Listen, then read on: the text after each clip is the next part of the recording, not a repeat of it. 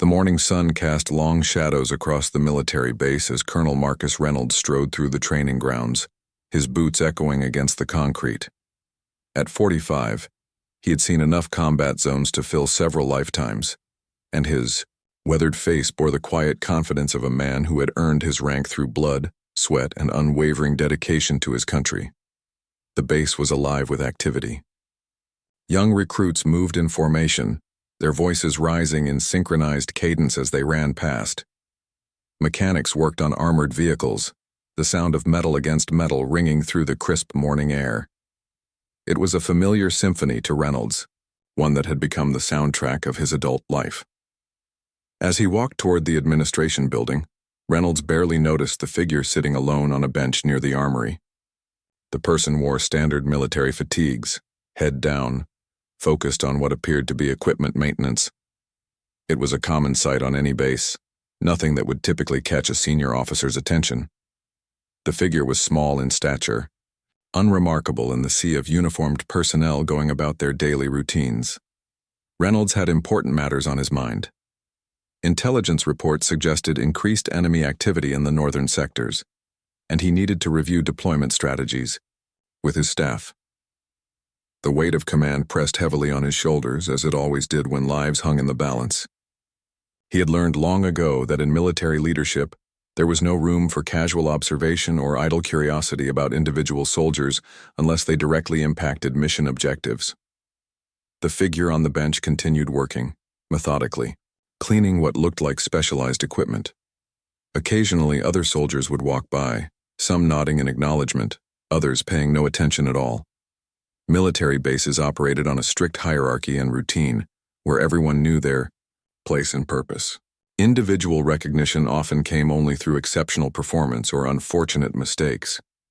Inside the administration building, Reynolds met with his intelligence officer, Major Patricia Wells. She spread aerial photographs across the conference table, pointing to various marked locations with a red pen. The images showed mountainous terrain, rocky outcroppings, and sparse vegetation typical of the region where their forces operated. "Sir, we have confirmed movement in these sectors," Wells explained, tapping specific coordinates. "Our reconnaissance suggests they're establishing new positions, possibly preparing for coordinated attacks on our supply routes." Reynolds studied the photographs intently. The terrain was challenging, offering numerous hiding spots and elevated positions that could provide tactical advantages to enemy forces.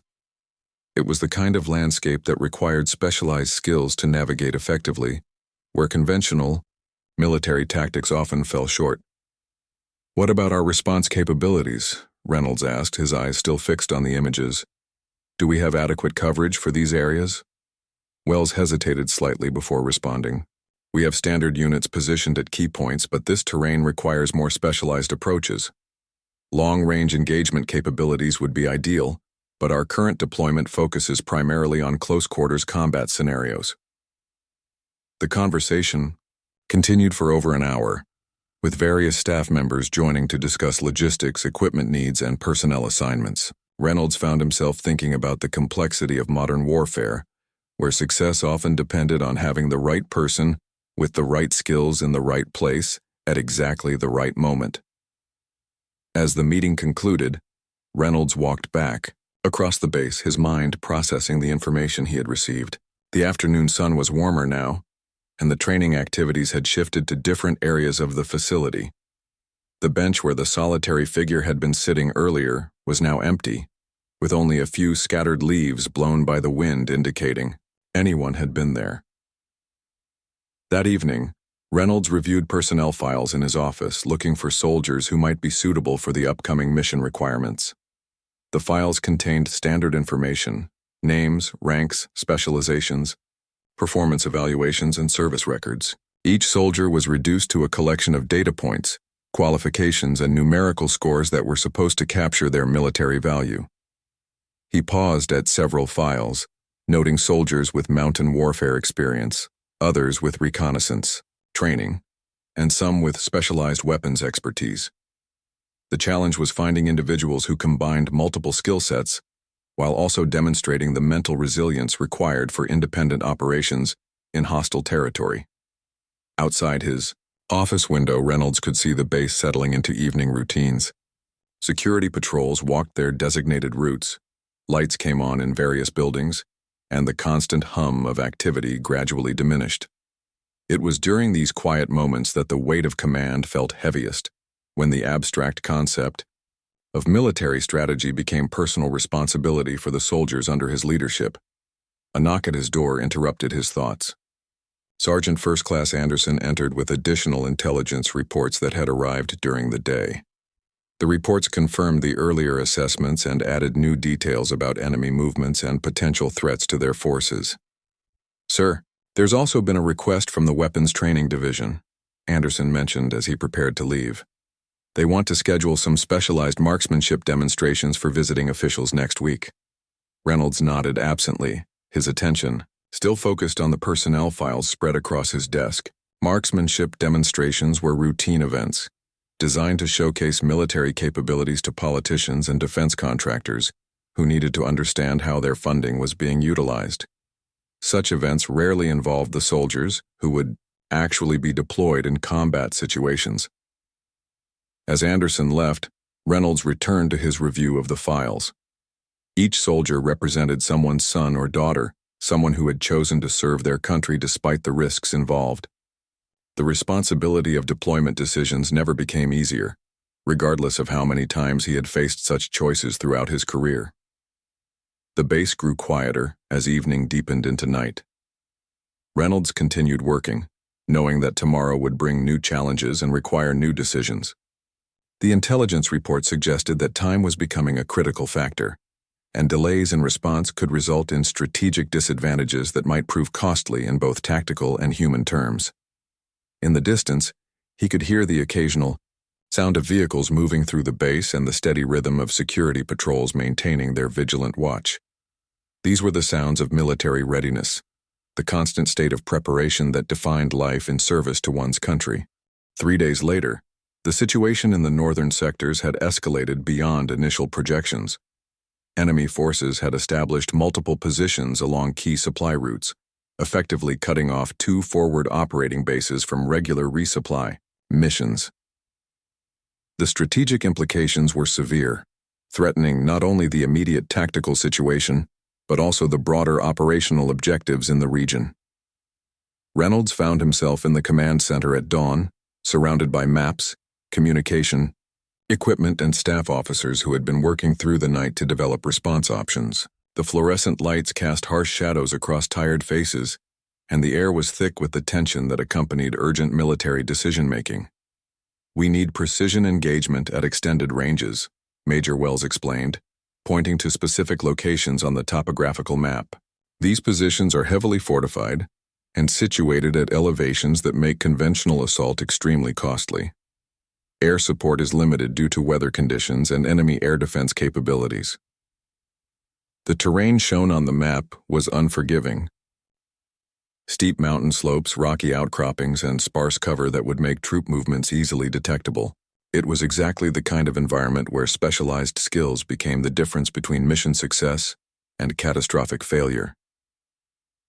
Captain Torres, from the Special Operations Division, leaned forward, studying the marked positions. "Sir, this requires someone with exceptional long-range capabilities. We're talking about engagement distances that exceed standard training parameters. Most of our personnel are trained for ranges up to 800 meters, but these positions would require shots at nearly 4 times that distance." Reynolds felt the weight of the tactical puzzle settling on his shoulders. Modern warfare often came down to finding individuals whose unique skill sets matched specific operational requirements. It was not enough to have good soldiers. Success required finding the right soldier for each particular challenge. "What about our sniper program graduates?" Reynolds asked, though he already suspected the answer. The military standard sniper training was excellent, but it focused primarily on ranges and scenarios that reflected common combat situations rather than extreme long-distance precision shooting. "We have several qualified marksmen, sir," Torres replied, "but none with verified capability at the ranges we're discussing. This level of precision shooting requires not just training, but natural ability and extensive experience under combat conditions." The conversation continued as staff members discussed various alternatives, each presenting significant drawbacks or unacceptable risk levels. Conventional artillery would require positions that were currently inaccessible. Missile strikes would be effective but might result in collateral damage that could complicate diplomatic relationships with local populations. Airstrikes remained limited by weather and defensive capabilities. As morning progressed into afternoon, Reynolds walked through different sections of the base, observing training activities and trying to clear his mind for better decision-making. Military leadership often required stepping back from immediate pressures to gain perspective on available options. Near the advanced weapons training facility, he noticed increased activity. Several soldiers were engaged in marksmanship practice, at various distances their shots echoing across the range. The facility included targets at standard military ranges, designed to simulate typical combat engagement scenarios. Sergeant Major Williams approached Reynolds as he observed the training session. Williams had served with distinction for over 20 years and possessed the kind of institutional knowledge that proved invaluable in challenging situations. "Sir, if I may," Williams began, his voice carrying the respectful tone of an experienced, non-commissioned officer. "I've been thinking about our current tactical requirements. We might have capabilities on this base that aren't immediately obvious from standard personnel files." Reynolds turned his attention to Williams, recognizing the tone that suggested significant information was forthcoming. "What do you mean, Sergeant Major?" Williams gestured toward a section of the base where off-duty soldiers often gathered. Sometimes soldiers develop skills that exceed their official training records. Competition shooting, specialized training, they pursued independently, or experience gained in previous deployments that might not be fully documented in their primary military occupational specialty. The observation struck Reynolds as worth investigating. Military personnel files captured official qualifications and training completions, but they often failed to reflect the full range of individual capabilities. Many soldiers pursued additional training or had backgrounds that brought unique skills to their military service. "Are you suggesting we have someone on base with advanced marksmanship capabilities that might not be reflected in their official records?" Reynolds asked. Williams nodded slowly. "It's possible, sir. Long-range precision shooting requires a combination of technical knowledge, mathematical understanding, physical steadiness, and mental discipline that some individuals possess naturally and develop through personal interest rather than formal military programs." That evening, Reynolds authorized a comprehensive review of all personnel records, looking beyond standard military occupational specialties to examine personal backgrounds, civilian training, and any documented participation in marksmanship, competitions, or specialized programs. The task required several staff members working through the night to compile complete profiles. The results were revealing. Several soldiers had competitive shooting backgrounds. Others had participated in advanced civilian training programs, and some had developed reputations within their units for exceptional marksmanship despite holding non-combat military positions. Among the compiled information, one name appeared multiple times in various contexts. Different people had mentioned exceptional shooting ability, though always in passing rather than as a primary focus. The individual's official records showed competent performance in standard military requirements, but nothing that suggested extraordinary capabilities. "This person seems to have developed quite a reputation among peers," Major Wells observed as she reviewed the compiled information. Multiple independent references to exceptional accuracy, but always mentioned casually rather than formally. Documented. Reynolds studied the file more carefully. The soldier's primary assignment was in a support role that rarely involved weapons training beyond basic military requirements. However, several notations suggested regular participation in advanced marksmanship activities during off-duty time. "Has anyone actually observed this person shooting at extended ranges?" Reynolds asked. Wells shook her head. "The references all relate to standard range activities or casual observations. No formal evaluation at the distances we're discussing. For the current mission requirements." The challenge was becoming clearer. They potentially had someone with exceptional natural ability and developed skills, but no verification of capabilities at the extreme ranges required for the tactical situation they faced. Military decision-making required concrete verification, rather than speculation or reputation-based assumptions. Set up a comprehensive marksmanship evaluation, Reynolds decided. Include extended-range scenarios that match our current operational requirements. Invite anyone with documented or rumored advanced shooting capabilities. We need to know exactly what capabilities we have available. As the day ended, Reynolds felt a mixture of hope and uncertainty. Military history was filled with examples of individuals whose exceptional abilities emerged during critical moments, but it was equally filled with situations where assumptions about capabilities led to tragic failures. The extended-range marksmanship evaluation was scheduled for the following morning at the base's most advanced firing facility. Reynolds had authorized the use of specialized equipment and ammunition typically reserved for demonstration purposes or visiting dignitaries. The stakes were high enough to justify the expenditure, given the tactical situation developing in the northern sectors. 7 soldiers had been identified as potential candidates based on the comprehensive personnel review. They represented different military specialties, ranks, and backgrounds, but all shared documented or rumored exceptional marksmanship abilities. Reynolds planned to observe the evaluation personally, understanding that his assessment might determine the success or failure of the upcoming mission. The firing range that morning was unlike typical training sessions. Targets had been positioned at distances ranging from 800 meters to 3,200 meters, the maximum engagement range required by the tactical situation. Weather conditions were carefully monitored, as wind speed and direction would significantly impact accuracy at such extreme distances. Specialized spotting equipment had been positioned to provide precise feedback on shot placement. Sergeant Major Williams had coordinated the logistics with his usual efficiency. Ammunition had been precisely weighed and measured to ensure consistency. Rifles had been calibrated and tested for accuracy. Environmental conditions were being continuously monitored and recorded to provide shooters with the technical information necessary for precision shooting at extended ranges. Reynolds arrived early to observe the preparations. The atmosphere was serious but not tense, reflecting the professional approach that characterized military personnel when faced with challenging but clearly defined objectives. Each candidate soldier was checking equipment, studying range conditions, and preparing mentally for the evaluation. The first few candidates demonstrated solid marksmanship skills within conventional military standards.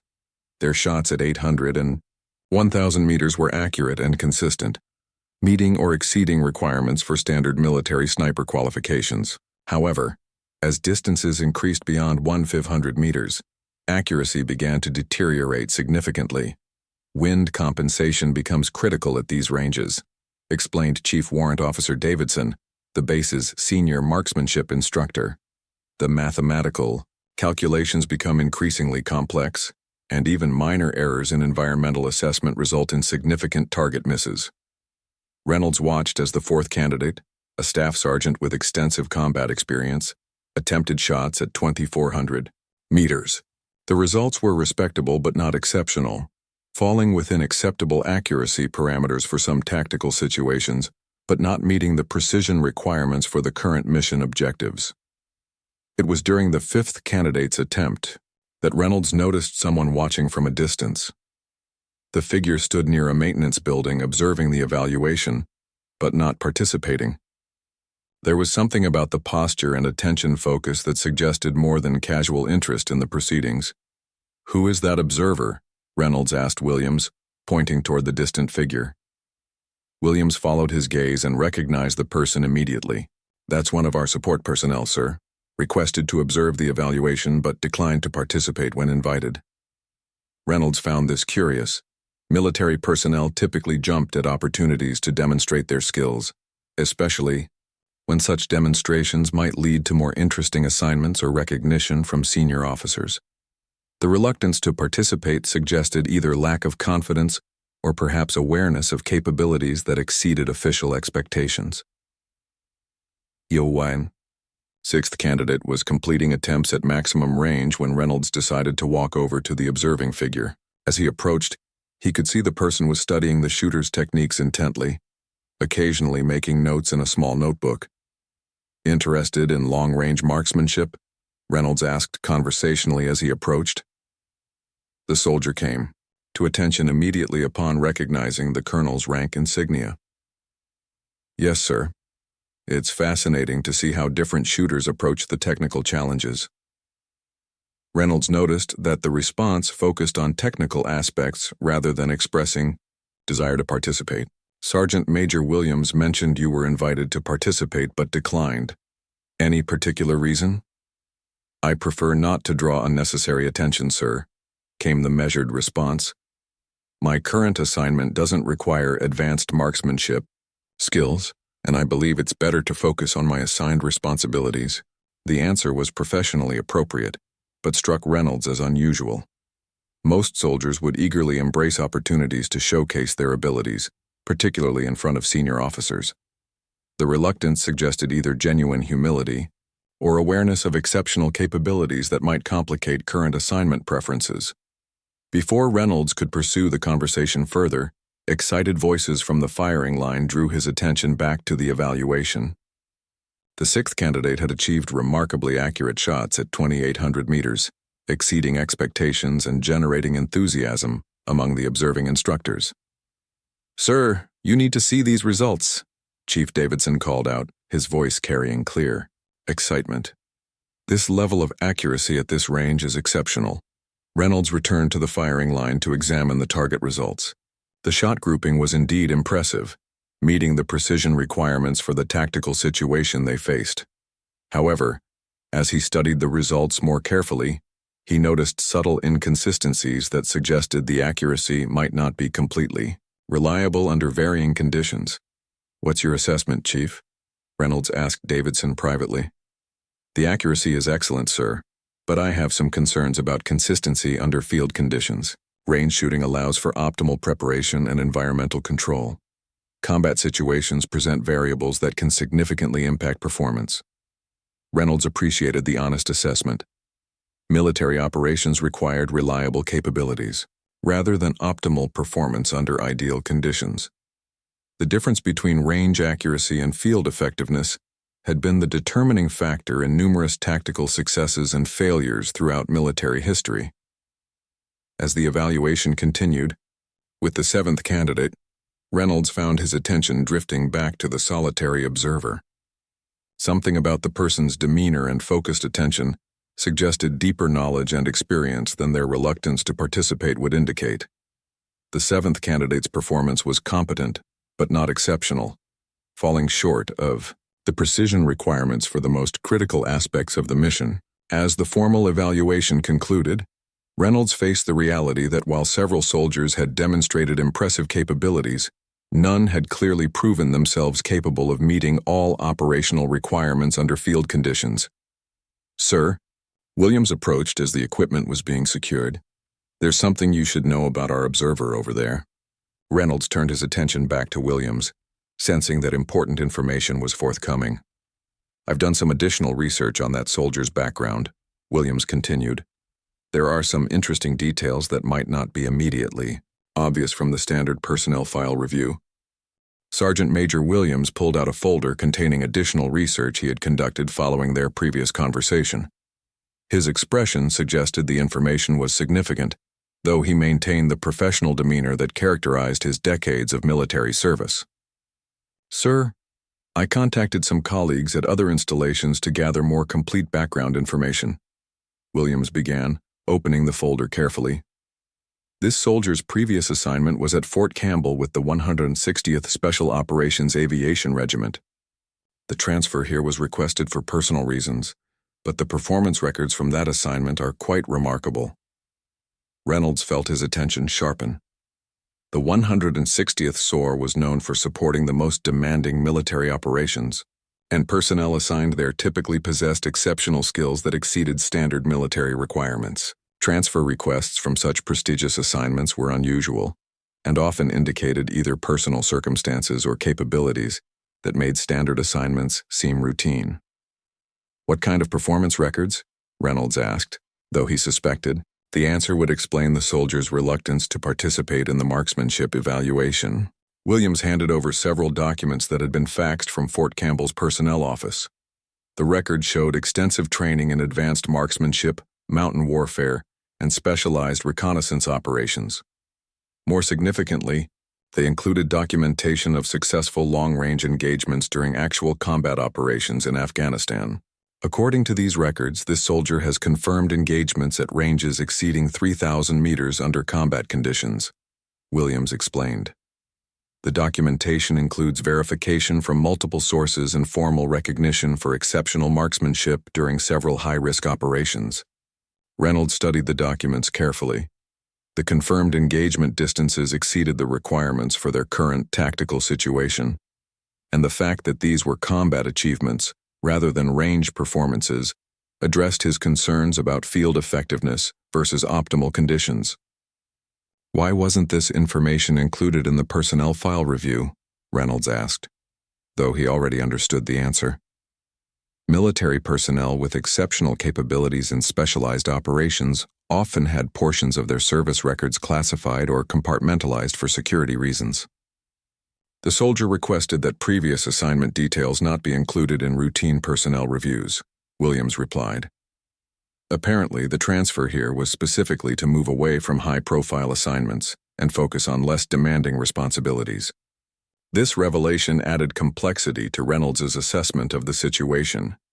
He was looking at someone who possessed exactly the capabilities required for the mission, but had actively chosen to step away from such responsibilities. The ethical implications of pressuring someone to return to duties they had deliberately avoided were significant. Has anyone spoken directly with this soldier about the current tactical situation? Reynolds asked. No, sir. Given the sensitivity of the previous assignment and the explicit request for reduced responsibilities, I felt it appropriate to brief you before initiating any direct approach. Reynolds appreciated Williams's discretion. Military personnel who had served in high-stress, high-risk assignments often dealt with personal challenges that required careful consideration. The decision to transfer to less demanding duties might reflect physical, emotional, or psychological factors that would be inappropriate to ignore. That afternoon, Reynolds decided to approach the situation indirectly. Rather than immediately requesting the soldier's participation in the mission, he arranged for a casual meeting that would allow for organic conversation about the tactical challenges they faced. The opportunity came during the afternoon meal period in the base dining facility. Reynolds noticed the soldier sitting alone at a corner table, reading what appeared to be a technical manual while eating. He approached with his own meal tray and asked if he could join the table. "Of course, sir," came the immediate response, though Reynolds detected slight tension in the voice. They ate in comfortable silence for several minutes before Reynolds began casual conversation about base operations and the challenges of military life. The soldier responded appropriately but maintained the reserved demeanor that had characterized their previous brief interaction. "I understand you previously served with the 160th, Reynolds mentioned casually, watching for reaction to the subject. The soldier's posture stiffened slightly, but the response remained professional. "Yes, sir. That assignment provided valuable experience, but I prefer my current responsibilities." Reynolds recognized the careful phrasing that indicated the subject was sensitive but not off-limits for discussion. Different assignments certainly offer different challenges and rewards. Sometimes the most demanding positions aren't sustainable long-term. "That's exactly right, sir," the soldier replied, and Reynolds detected relief in the voice, suggesting his understanding approach was appreciated. They continued talking for another 15 minutes, covering general topics related to military service, career development, and personal satisfaction in different types of assignments. Reynolds was careful to avoid any direct mention of the current tactical situation or requests for assistance. As they finished eating, Reynolds made a decision that reflected his years of experience in military leadership. "I want you to know that if you're ever interested in discussing your previous experience or current capabilities, I'm available. Sometimes situations arise where unique skills become important, but I also understand that people's circumstances and preferences change over time." The soldier looked directly at Reynolds for the first time during their conversation. "Thank you, sir. I appreciate that approach. There are aspects of my previous assignment that were professionally rewarding but personally challenging. I'm still processing some of those experiences." Reynolds nodded, understanding that he was dealing with someone who had faced exceptional stress and made deliberate choices about their career direction. Take whatever time you need. Military service should provide opportunities for people to contribute in ways that match their current circumstances and goals. As they parted ways, Reynolds felt he had established a foundation for future communication without applying inappropriate pressure. The soldier possessed the capabilities they needed, but forcing participation would be both ethically wrong and potentially counterproductive to mission success. That evening, Reynolds met with his staff to review alternative options for the tactical situation. The enemy positions remained problematic, and conventional approaches continued to present unacceptable risk levels to their personnel. Time was becoming increasingly critical, as intelligence suggested the enemy forces were strengthening their positions daily. "Sir, we could modify our approach to use multiple coordinated strikes at shorter ranges," suggested Captain Torres. "It would require more personnel and increased coordination complexity, but it might achieve the tactical objectives without requiring the extreme range capabilities we've been pursuing." Reynolds considered the option carefully. Alternative approaches might work, but they typically involved trade-offs in terms of personnel risk, resource requirements, or tactical effectiveness. Military decision-making often came down to choosing the least problematic option among several imperfect alternatives. 2 days later, the tactical situation in the northern sectors deteriorated dramatically. Enemy forces had successfully interdicted 3 supply convoys, leaving forward operating bases critically short of essential supplies including medical equipment, ammunition, and food. The strategic implications extended beyond immediate tactical concerns to questions about long-term operational viability in the region. Reynolds found himself in an emergency planning session at 0500 hours, surrounded by increasingly grim intelligence reports. The enemy had demonstrated sophisticated understanding of supply route vulnerabilities and appeared to be coordinating attacks with precision that suggested advanced planning and possibly external support. "Sir, we have injured personnel at Forward Operating Base Delta who require immediate medical evacuation," reported Major Wells, her voice tight with controlled urgency. "The nearest helicopter landing zone is compromised by enemy positions, and ground evacuation routes are currently impassable due to concentrated fire from elevated positions." The weight of command pressed heavily on Reynolds' shoulders as he studied the tactical maps. Each marked enemy position represented not just a strategic challenge but a direct threat to the lives of soldiers under his command. The mathematical precision required to neutralize these positions at extreme range had evolved from a tactical preference to an operational necessity. "What's our timeline for the wounded personnel?" Reynolds asked, though he dreaded the answer. "Medical assessment suggests we have perhaps 36 hours before their conditions become critical," Wells replied. "Weather forecasts indicate that helicopter operations will remain impossible for at least 48 hours due to mountain wind conditions." Reynolds felt the familiar tension that accompanied impossible tactical situations. Military leadership often required making decisions with incomplete information under time pressures that allowed no margin for error. Lives hung in the balance and conventional solutions had proven inadequate. During a brief break in the planning session, Reynolds walked outside to clear his mind and consider available options. The base continued its normal activities, but there was an undercurrent of tension that reflected awareness of the developing crisis among the personnel. Near the communications building, he encountered the soldier who had been observing the marksmanship evaluation several days earlier. The person was walking purposefully toward the administration building, carrying what appeared to be official paperwork. "Good morning," Reynolds said as they passed each other. "Good morning, sir," came the immediate reply, but this time the soldier stopped walking rather than continuing past. After a moment of silence, the soldier spoke again. "Sir, I've been following the situation reports about the northern sectors.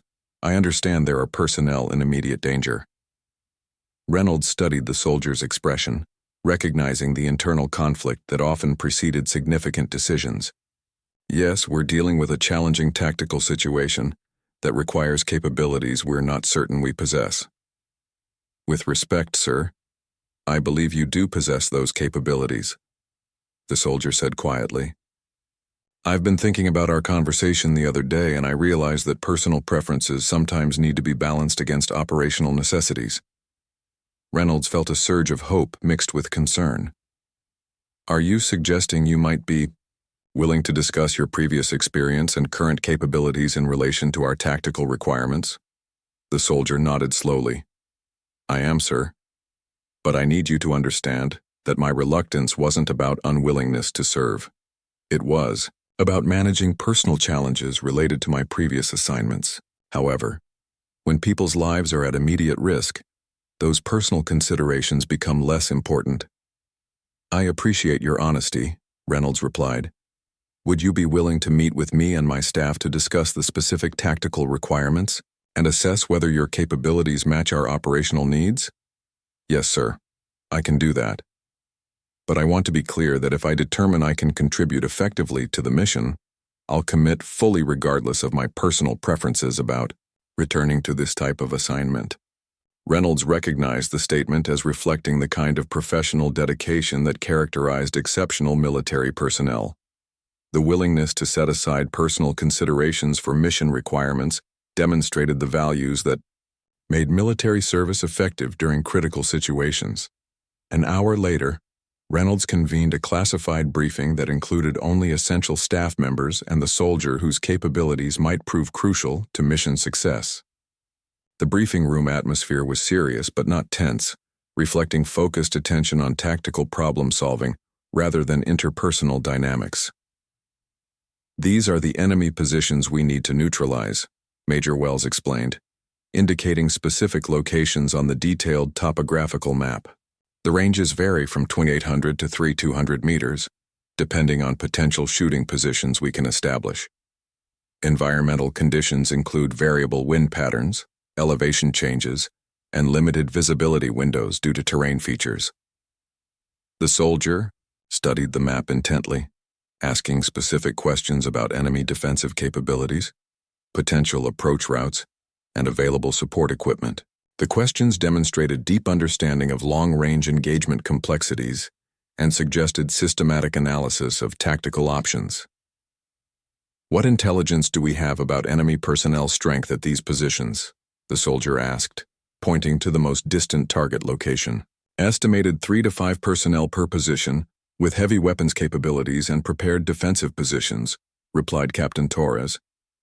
They appear to be well-trained and equipped with advanced surveillance equipment.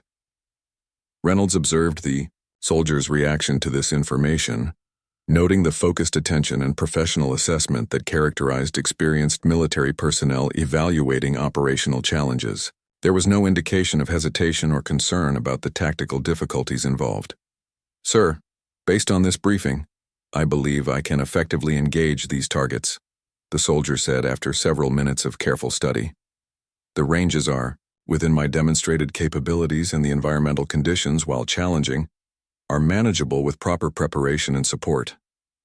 Reynolds felt relief mixed with renewed concern about placing this level of responsibility on someone who had specifically sought to avoid such assignments. Are you certain you're prepared to undertake this type of mission, given your previous experiences and current preferences? The soldier met his gaze directly. Sir, I transferred here because I needed time to process some difficult experiences from previous assignments. I've had that time now, and I understand that my personal preferences are less important than the lives of soldiers who are depending on our tactical capabilities. What support do you need to maximize the probability of mission success? Reynolds asked.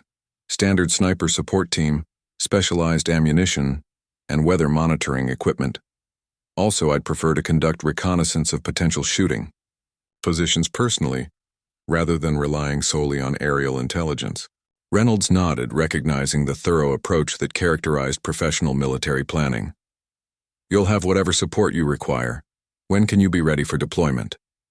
The soldier checked their watch and considered the tactical timeline. Give me 6 hours for equipment preparation and route planning. We can deploy at 2,200 hours and be in position for dawn engagements tomorrow. As the briefing concluded, Reynolds felt the mixture of hope and responsibility that accompanied high-risk military operations. They had identified a potential solution to their tactical challenge, but success would depend on exceptional individual performance under extreme pressure. The pre-dawn hours were crisp and still, as the specialized team moved into position among the rocky outcroppings that provided the optimal vantage point for the mission. Reynolds had remained at the command center to coordinate support activities, but his thoughts were entirely focused on the small team now positioned 200 meters from their primary target. Sergeant Rodriguez, an experienced spotter with multiple combat deployments, had volunteered to accompany the mission. His role would be crucial in providing environmental assessments, target confirmation, and communication with command elements during the operation. The two-person team represented the minimum personnel required for this type of precision engagement. Alpha, Base, this is Overwatch. We're in position and beginning target assessment, came the quiet radio transmission at 5:30 hours. Reynolds acknowledged the transmission and settled in for what he knew would be several hours of careful preparation before any shots could be attempted. Long-range precision shooting required meticulous attention to environmental conditions, equipment calibration, and target verification that could not be rushed without compromising accuracy. Through his binoculars, Reynolds could observe the distant positions where the enemy forces had established their strongholds. Even with magnification, the targets were barely visible as slight variations in the rocky landscape. The precision required to engage effectively at such distances pushed the boundaries of both human capability and equipment performance. Wind conditions are variable between 8 and 12 miles per hour, shifting approximately 15 degrees every 3 to 4 minutes, Rodriguez reported through the radio. Visibility is excellent with stable atmospheric conditions. Target confirmation shows at least 4 personnel at the primary position. Reynolds appreciated the detailed environmental reporting. Success at extreme ranges depended entirely on accurate assessment of factors that could cause even perfectly aimed shots to miss their intended targets by significant margins. The mathematical calculations involved were complex enough under ideal conditions. As morning progressed, the team continued their careful preparation. Each potential target required individual assessment of range, environmental factors, and engagement priorities. The mission's success would be measured not just by accuracy, but by the tactical effect of neutralizing the enemy positions that threatened the wounded soldiers awaiting evacuation. Alpha Base, requesting permission to engage primary target, came the transmission at 0847 hours. Reynolds felt his pulse quicken despite years of experience with high-stakes military operations. Permission granted. All personnel are standing by for support if required.